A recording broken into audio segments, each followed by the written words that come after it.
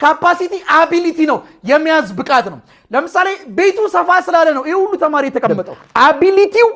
ካፓሲታንስ ይባላል ምን ነው ይሄ ካፓሲታንስ ወይም ይሄ ካፓሲተር ስቶር የሚያደርገው ምን ነው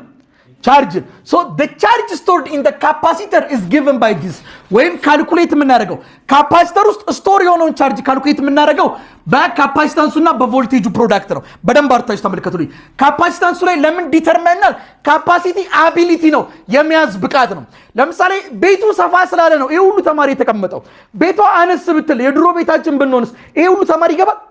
ስለዚህ እዚህ ክላስ ውስጥ የሚገባው የተማሪ መጠን በምን ላይ ሊወሰን ይችላል በቤቱ ስፋት ላይ ቤቱ ሰፊ ነው ማለት ግን ብዙ ተማሪ ያለበት ማለት አይደለም ቤቱ ሰፊ ነበር 30 ተማሪ ይዞ